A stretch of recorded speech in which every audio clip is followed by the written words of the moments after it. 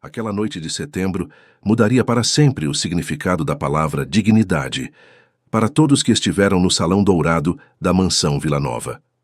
Mas naquele momento preciso, enquanto as luzes dos lustres de cristal, cada um avaliado em R$ 280 mil, derramavam cascatas douradas sobre as cabeças dos convidados mais influentes do estado, ninguém imaginava o que estava prestes a acontecer. Ninguém, exceto talvez o próprio destino, que costuma trabalhar com a precisão silenciosa de quem conhece o roteiro de cor. O salão respirava opulência. O mármore italiano do piso refletia as saias dos vestidos de alta costura como um espelho d'água imóvel. Garçons de luvas brancas circulavam com bandejas de prata carregando taças de Krug Grand Cuvée a R$ 900 a garrafa. O perfume coletivo do ambiente era uma mistura inebriante de madeiras exóticas, âmbar e o floral pesado das flores brancas importadas que adornavam cada superfície disponível. E no centro exato do salão de 800 metros quadrados, como um altar laico erguido para celebrar a si mesmo, repousava o Steinway Imperial, piano de cauda negro, reluzente, avaliado em R$ 1,2 milhão, que Beatriz von Villanova havia adquirido não porque amava música, mas porque amava que as pessoas soubessem que ela podia comprá-lo. Beatriz von Villanova tinha 44 anos, 2 divórcios, uma herança agrária de valor incalculável e um talento sobrenatural para fazer as pessoas se sentirem menores apenas por estar na mesma sala que ela. Filha única do patriarca Antônio von Villanova, homem de poucas palavras e muitas terras, Beatriz havia herdado o sobrenome alemão, o complexo de fazendas no interior de São Paulo e absolutamente nada da humildade calada que definia o pai. Seu vestido valentino bordado à mão, R$ 47 mil, mandado buscar em Milão, abraçava um corpo que ela tratava como segundo patrimônio. O colar de esmeraldas que pertencera à bisavó descansava contra sua clavícula como uma declaração de guerra. Seus olhos escuros, bem delineados, varriam o salão com a expressão de quem verifica constantemente se tudo está em seu lugar, e, em seu lugar, significava abaixo dela. Ela havia organizado aquela festa beneficente pela 11ª vez consecutiva. Governadores a chamavam pelo primeiro nome, embaixadores pediam fotos, industriais faziam fila para ser vistos conversando com ela. Beatriz distribuía a atenção como quem distribui esmola, com generosidade calculada e visível, garantindo que ninguém esquecesse quem tinha o poder de dar e quem dependia de recebê-lo. Seus funcionários a temiam com a consistência de quem aprendeu pela experiência que o desdém dela era capaz de destruir uma reputação profissional em 30 segundos. Havia demitido um sommelier na frente de 40 convidados por ter servido o Bourgogne 2 graus acima da temperatura ideal. Havia devolvido uma escultura de um artista local durante a inauguração de uma exposição ao artista presente na galeria com a frase: "Isso parece coisa de escola de primeiro grau." Beatriz usava a crueldade com a naturalidade de quem nunca foi ensinado a parar. Elias Ferreira dos Santos tinha 51 anos e chegou àquela mansão pela entrada dos fundos, como sempre. Seus joelhos do uniforme verde musgo carregavam manchas de terra seca. Ele havia passado a tarde podando os roseirais do jardim lateral, trabalho que a empresa de jardinagem terceirizada realizava toda quinzena. Suas mãos largas de dedos compridos, com as palmas marcadas por linhas profundas como sulcos de campo, seguravam um par de luvas de borracha verde que havia esquecido de guardar no kit de ferramentas.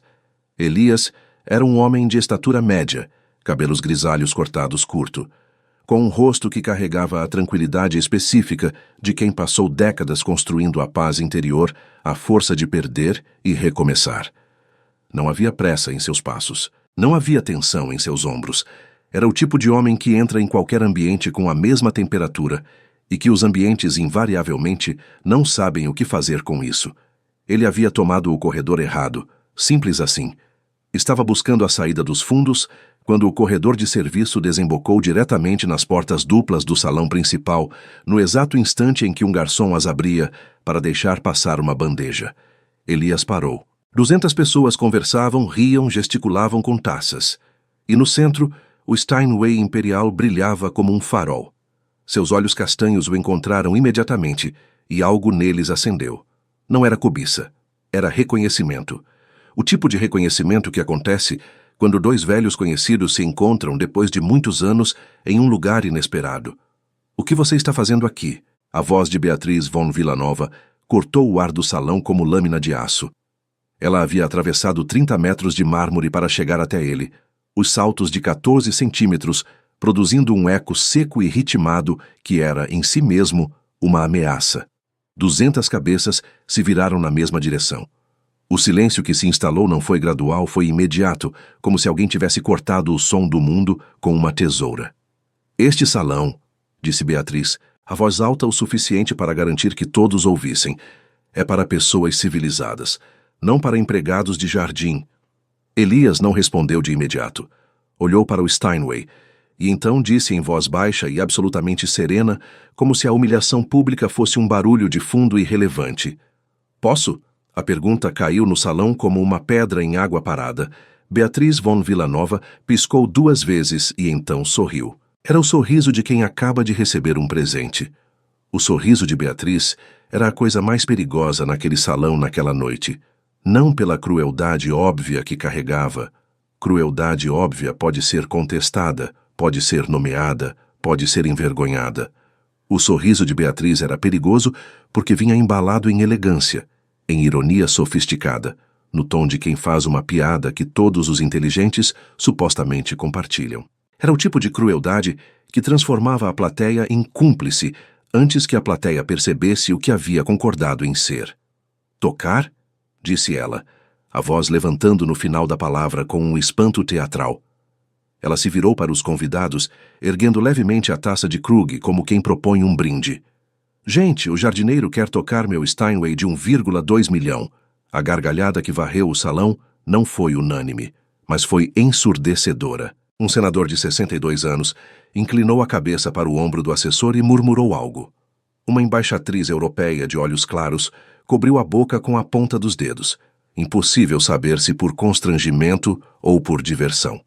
2 empresários do agronegócio riram alto sem filtro, como quem estava em um churrasco entre amigos. Uma jovem assistente de uma das senadoras presentes olhou para os sapatos e não levantou os olhos por quase 1 minuto. Encorajada pelo riso, Beatriz deu mais um passo na direção de Elias. Estava a 2 metros dele agora. Sua perfume, Chanel número 19, notas de íris e almíscar, chegou antes das palavras.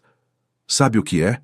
Disse ela, elevando o tom com a precisão de uma atriz que sabe onde estão os melhores assentos da plateia. Vou fazer uma proposta.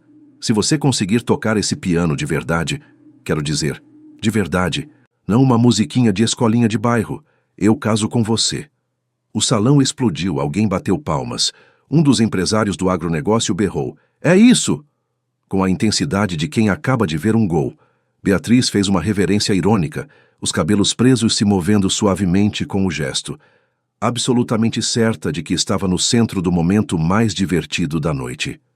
Ela esperava que o jardineiro recuasse, que as orelhas ficassem vermelhas, que ele murmurasse um pedido de desculpas e desaparecesse pelo corredor de onde havia vindo. Elias a olhou por 2 segundos completos. Então disse, tudo bem, e caminhou em direção ao Steinway. O silêncio que caiu quando ele se sentou ao banco foi de uma qualidade diferente. Não era o silêncio da antecipação de uma piada. Era o silêncio que acontece quando algo muda de natureza no ar, quando o que parecia simples revela profundidade, quando o que parecia pequeno começa a crescer. Elias ajustou o banco. 1 centímetro. 2. Com a familiaridade de quem conhece as medidas do próprio corpo e o instrumento à sua frente. Suas mãos de jardineiro, as luvas de borracha depositadas na beirada do piano, com um gesto quase cerimonioso, pousaram sobre as teclas brancas e pretas do Steinway, com uma delicadeza que tinha algo de sagrado. E então ele começou. Naquele instante, enquanto o estômago de Beatriz von Villanova começava a afundar sem que ela ainda entendesse por quê, a mente de Elias viajou. O cheiro do verniz do piano laca nobre, quente, levemente adocicada, era o mesmo de 50 anos atrás, e não havia barreira no mundo capaz de impedir o que esse cheiro carregava consigo. Ele tinha 6 anos quando sua mãe, Dona Lourdes, lavadeira em Campinas, o levou pela primeira vez à igreja do bairro. Não para rezar ela rezava em casa, de joelhos no chão de cimento frio toda manhã. Foi para que ele ouvisse. O padre havia comprado um piano velho, com 2 teclas quebradas e pedal que rangia, e a catequista irmã Felícia tocava toda quinta-feira à tarde. Elias sentou no último banco e não se moveu por 40 minutos.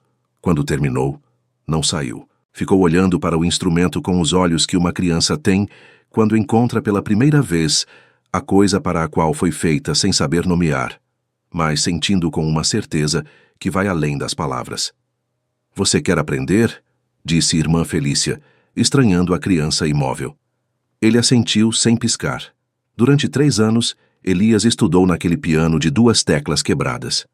Suas mãos aprenderam escalas, aprenderam acordes, aprenderam a conversar com um instrumento imperfeito e a encontrar beleza dentro das limitações.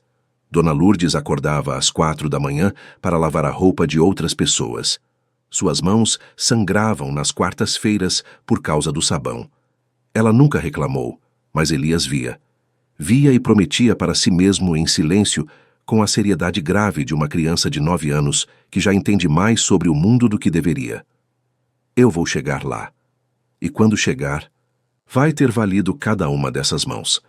Aos 14 anos, um professor de música da escola pública, Dr. Marcos Figueiredo Primo, distante do maestro Roberto, ouviu Elias tocar durante uma apresentação escolar e ficou de pé no corredor durante os 8 minutos de uma peça de Chopin, executada num piano desafinado, com a boca levemente aberta. Ele escreveu uma carta ao Conservatório Municipal. Conseguiu uma bolsa. E 4 anos depois, uma segunda carta, desta vez ao Instituto Brasileiro de Intercâmbio Cultural, fez Elias Ferreira dos Santos embarcar num avião pela primeira vez, com uma mala com 3 mudas de roupa e uma carta da Dona Lourdes, que ele leu e releu durante todo o voo de 11 horas para Viena. A carta dizia: "Meu filho vai, e não se esqueça de onde você veio, não para ter vergonha, mas para lembrar por que vale a pena chegar." De volta ao salão, o presente reencontrou Elias como uma onda.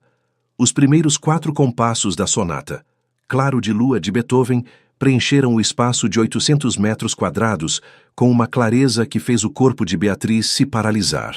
A progressão lenta, hipnótica, do primeiro movimento aquelas tríades repetidas da mão esquerda, como ondas que chegam e partem, era de uma perfeição técnica que não combinava com nenhuma narrativa que a herdeira havia construído sobre o homem à sua frente. Mas Elias não parou no Beethoven. Sem uma única pausa, sem um único acorde de transição, como quem respira entre um pensamento e outro, ele deslizou para o segundo movimento do Concerto número 2 de Rachmaninoff. As oitavas da mão esquerda trovejaram pelo salão com a potência de uma orquestra inteira. As taças de cristal tintinaram nas bandejas dos garçons imóveis. Uma senhora de 70 anos, Helena Marchetti, esposa de um ex-ministro, conhecida por ser impossível de impressionar, colocou a mão no peito e cerrou os olhos. O senador parou de sussurrar. O empresário do agronegócio que havia gritado "É isso!" ficou com a boca aberta de uma forma que não tinha nada de irônica. Beatriz von Villanova estava imóvel. O champanhe esquecido na mão. O sorriso morto havia 6 compassos. Ela tentava formular um pensamento coerente, mas algo no som na impossível, inesperada, esmagadora perfeição daquele som. Havia interrompido o funcionamento normal do seu cérebro. Era como ter certeza absoluta de que o chão era sólido e, de repente, sentir o pé afundar. Elias tocou por 8 minutos ininterruptos.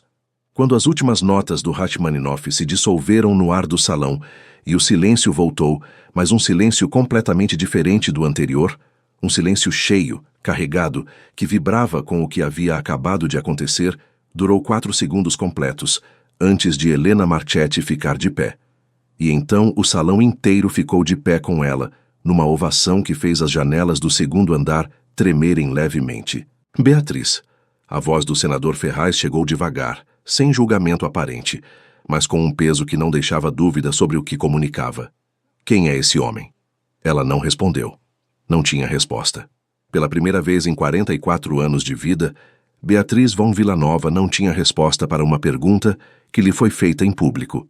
Foi então que a porta principal do salão se abriu e o maestro Roberto Figueiredo entrou. 68 anos. regente titular da Orquestra Sinfônica Nacional há 22 anos consecutivos, condecorado pela República Italiana, pela República Francesa, pela Academia Brasileira de Música. Seu terno era simples para os padrões daquele salão, mas ele carregava a autoridade de quem não precisa de roupa para ocupar espaço. Havia sido convidado como patrono honorário da noite beneficente e estava atrasado, como sempre, porque Roberto Figueiredo acreditava sinceramente que os eventos começavam quando ele chegava. Ele entrou e parou. Viu Elias ainda sentado ao banco do Steinway. Seus olhos arregalaram. E então, o rosto do maestro, aquele rosto sério, contido, disciplinado pela vida inteira dedicada a uma arte que não admite falsidade, abriu num sorriso de incredulidade pura. Ele atravessou o salão com passos apressados, que não eram seu estilo habitual. Elias Ferreira dos Santos, disse em voz alta, alta o suficiente para todos ouvirem. O melhor aluno que a Escola Superior de Música de Viena produziu em 50 anos. O silêncio que se seguiu foi de uma textura diferente. Era o silêncio de 200 pessoas, reorganizando ao mesmo tempo toda a informação disponível sobre o que acabara de acontecer. Viena? Sussurrou alguém atrás de Beatriz. Elias ganhou o Prêmio Internacional Chopin aos 28 anos, continuou o maestro, colocando uma mão no ombro do pianista com a afeição de um mestre que reencontra o discípulo que o encheu de orgulho. E o Prêmio Gramofone de Melhor Intérprete Clássico 3 vezes consecutivas. É o maior pianista vivo da América do Sul. O salão inteiro olhou para Beatriz. Naquele momento, um inventário invisível se processava entre as testemunhas do salão, cada uma registrando o evento através do filtro de sua própria consciência, culpa, conveniência e caráter. O senador Ferraz, político de 6 mandatos, calculava com a velocidade de quem sobreviveu décadas em Brasília. Havia rido alto, sem constrangimento, diante da humilhação de um homem que agora se revelava como um dos maiores músicos do continente. Seus pensamentos trabalhavam rápido. Quem havia registrado em foto ou vídeo? Sua assessora de imprensa estava presente? Qual seria a narrativa de saída? A embaixatriz europeia, Héloïse Dumont, da França, experimentava algo que ela só conseguiria nomear mais tarde, já no carro de volta ao consulado. Vergonha alheia autêntica. Ela não havia rido, mas havia ficado em silêncio quando deveria ter falado. O silêncio cúmplice, percebeu agora, tinha o mesmo peso moral. A jovem assistente da senadora Fernanda, 26 anos, filha de professores públicos de Mato Grosso, sentia o coração bater forte no peito por uma razão que não era medo, era reconhecimento. Ela conhecia aquele uniforme verde musgo, conhecia o corredor dos fundos, sabia o que era ser invisível em um salão como aquele, e sabia o que era o momento em que a invisibilidade subitamente se reverte. Os 2 empresários do agronegócio, que haviam gritado e rido sem filtro, agora estudavam com atenção repentina os arranjos florais sobre a mesa mais próxima. Nenhum dos 2 conseguia olhar para a frente. E Helena Marchetti, a senhora de 70 anos que havia ficado de pé primeiro para aplaudir, observava Beatriz von Villanova, com um olhar que não era julgamento, mas era talvez algo pior. Pena. Beatriz abriu a boca. Fechou. Abriu novamente. O champanhe ainda estava na mão. Ela se deu conta, com um atraso que parecia demorar séculos, de que estava com a taça na mão há tanto tempo que o líquido havia esquentado. Isso não muda, começou ela, mas o maestro Roberto não havia terminado. Elias passou 13 anos em Viena, disse ele, agora voltado para o salão, assumindo o centro do espaço com a naturalidade de quem está acostumado a reger. Retornou ao Brasil há 12 anos. Escolheu não dar grandes concertos. Escolheu trabalhar com a terra, algo que, me disse certa vez, o ensinou mais sobre paciência e timing do que qualquer professor de música. Não porque precisasse do dinheiro. Pausa calculada. Por que escolheu? Mas tem mais, disse uma voz.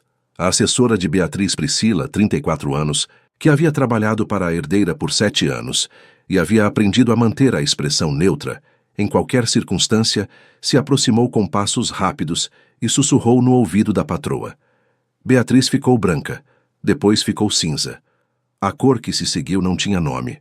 Priscila havia passado os últimos 3 minutos em ligação com o departamento jurídico da Fundação von Villanova, verificando o que a memória teimava em insistir que era impossível. Não era impossível. O contrato estava arquivado. A assinatura estava lá. A data, 2 anos e 4 meses atrás, estava lá. Elias Ferreira dos Santos não era apenas o jardineiro ocasional de uma empresa terceirizada.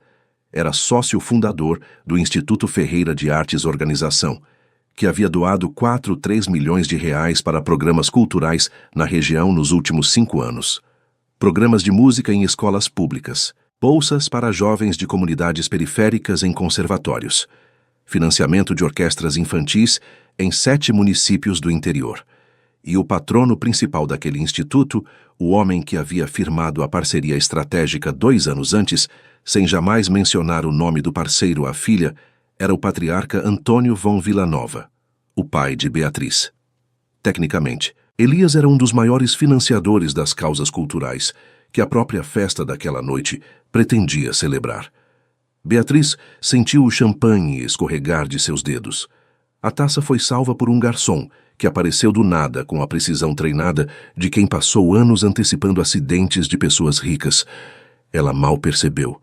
O calor do constrangimento subia pelo pescoço como brasa lento, inevitável, impossível de disfarçar com qualquer quantidade de bom gosto ou dinheiro do mundo. O maestro Roberto, que havia recebido um breve sinal da assessora Priscila e processado o significado em segundos, virou-se para Beatriz com a gentileza discreta de quem entende exatamente o peso do momento e escolhe não torcer a faca. "Acho que você fez uma proposta esta noite", disse ele apenas isso. O salão inteiro, 200 pessoas, olhou para Beatriz von Villanova em silêncio absoluto. Helena Marchetti baixou os olhos com discrição. A embaixatriz Heloíse olhou para o lado. O senador Ferraz estudava o teto com interesse antropológico. A jovem Fernanda, a assistente, sentia algo que era simultaneamente satisfação e uma espécie de dor estranha, porque sabia que havia situações que a justiça não conseguia consertar completamente, apenas tornar visíveis. Beatriz abriu a boca 3 vezes. Cada vez nenhuma palavra chegou. Por dentro, o que acontecia era mais complicado do que a plateia poderia imaginar. Não era apenas o embaraço público, ela havia sobrevivido a escândalos antes. Havia saído de divórcios humilhantes com a cabeça erguida por pura força de teimosia e relações públicas.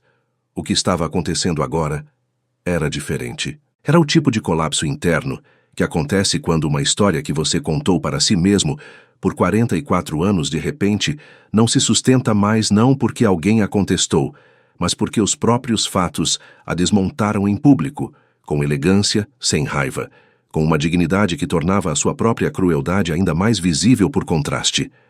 Ela havia assumido, havia julgado, havia performado o julgamento para uma plateia de pessoas que ela queria impressionar. E agora a plateia a olhava. Elias se levantou do banco do Steinway. Pegou as luvas de borracha da beirada do piano. Segurou-as com a mesma calma com que havia entrado naquele salão, sem pressa, sem triunfo visível, sem nenhum dos sinais externos que se esperaria de alguém que acabou de ganhar algo. Sua voz, quando veio, era baixa, não grave de propósito, não calculada para efeito, apenas a voz de um homem que não precisa gritar para ser ouvido. "Não precisa se preocupar com a proposta", disse ele. "Vim apenas tocar." Ele caminhou na direção da saída. 2 passos, 3, e então parou. Na beira do salão, quase colada à parede, havia uma menina de 16 anos que ninguém havia notado. Vestido simples cor de lilás, cabelos crespos bem cuidados, olhos fixos no Steinway, com uma expressão que Elias reconheceu da mesma forma que o piano havia reconhecido seus dedos. Era Camila, filha de Douglas, um dos garçons terceirizados da noite. Ela havia chegado antes do evento começar, ajudando o pai a carregar caixas, e havia ficado ali, na beira do salão, porque simplesmente não conseguia ir embora enquanto o piano existia naquele mesmo espaço que ela. Elias se aproximou com passos lentos, agachou levemente. "Você estuda?" perguntou em voz baixa. Camila virou o rosto. Piscou. "Queria estudar", disse, a voz pequena, mas firme. "Mas não tem como." Elias ficou em silêncio por um momento. Então se endireitou e se virou não para Beatriz, mas para o salão inteiro. Esta noite, esta festa arrecadou recursos para a cultura. Sua voz era serena, clara, sem acusação. Sugiro que parte disso vá para uma bolsa de estudos de música para jovens de baixa renda. Começando por ela. O salão explodiu em aplausos. Desta vez, não havia ninguém rindo de ninguém. Havia 200 pessoas, inclusive as que haviam rido 40 minutos antes, batendo palmas para um homem que não havia pedido desculpas de ninguém, não havia exigido nada para si, e havia usado o único momento de poder absoluto que teve para apontar na direção de uma menina de 16 anos que não havia pedido para ser invisível. Beatriz von Villanova ficou de pé no centro daquele salão que ela havia mandado reformar 3 vezes. O piano dela, 2 milhões de reais. O vestido dela, 47 mil. O colar da bisavó. Os lustres, os convidados ilustres, o Krug, o mármore italiano. Tudo ali. Tudo seu. E ela nunca havia se sentido tão completamente sozinha dentro de um espaço que lhe pertencia. O Instituto Ferreira de Artes lançou o programa Novas Vozes 3 meses depois daquela noite. Não foi anunciado em coletiva de imprensa. Não houve evento. Não houve Beatriz von Villanova num pódio com bandeira e patrocinadores. A comunicação saiu num comunicado simples, de 3 parágrafos, no site do Instituto. Mas, quando os números foram divulgados, 37 bolsas integrais de música para jovens de comunidades periféricas, nos primeiros 12 meses, os jornais de cultura cobriram com uma atenção que nenhum press release poderia ter comprado. Camila foi a primeira beneficiada. Ela começou no Conservatório Municipal 6 semanas após aquela noite, com bolsa integral, material subsidiado e transporte. Seu professor, o pianista Henrique Salgado, ligou para Elias na 3ª semana para dizer apenas: "Ela tem." 2 palavras. Elias entendeu perfeitamente. Beatriz von Villanova nunca comentou publicamente sobre aquela noite. Não concedeu entrevistas. Não contou a história nas versões que ela controlava. Mas algo aconteceu que ninguém previu e que, portanto, ninguém pôde usar como estratégia de imagem. Ela contratou uma professora de piano. Toda terça-feira, às 7 da manhã, antes de qualquer compromisso social, antes das ligações e reuniões e performances de filantropia calculada, Beatriz sentava diante do Steinway Imperial e aprendia, devagar, com dificuldade, com a frustração específica de um adulto aprendendo algo que exige precisamente o que ela tinha menos: paciência com os próprios erros. Ninguém sabe, e talvez ela mesma não soubesse com certeza se foi culpa, transformação genuína ou algo entre os dois. Talvez não importasse. Algumas mudanças não têm nome porque são maiores do que os nomes que existem para elas. No final do primeiro ano do programa Novas Vozes, Elias foi convidado para dar uma masterclass num conservatório em São Paulo. Entrou pela porta da frente de terno simples, sem as luvas de borracha. No final da sessão, uma das jovens bolsistas, não Camila, mas uma menina de Guarulhos chamada Isadora, 15 anos, que havia crescido ouvindo funk sertanejo e descoberto piano aos 13 num projeto social, tocou um estudo de Chopin com uma imperfeição específica numa passagem da mão direita que fez Elias sentar ao lado dela, pegar a mão dela com delicadeza e dizer: "Aqui. Ouça o silêncio entre as notas. A música não está só nas notas, está no que você escolhe não tocar." Isadora olhou para ele. Depois, olhou para o piano. Depois tocou de novo. E desta vez a passagem chegou. O salão tinha 30 pessoas. Não havia lustres de cristal, não havia champanhe, não havia Valentino, nem esmeraldas, nem nenhuma das coisas que fazem um ambiente parecer importante para quem mede importância por aparência. Havia apenas um piano, uma menina e um homem que havia aprendido décadas atrás, num piano de 2 teclas quebradas, numa igrejinha de bairro em Campinas, que a música existe para quem a escuta de verdade. E os verdadeiros vencedores não são os que chegam ao topo, são os que mudam o que significa estar lá.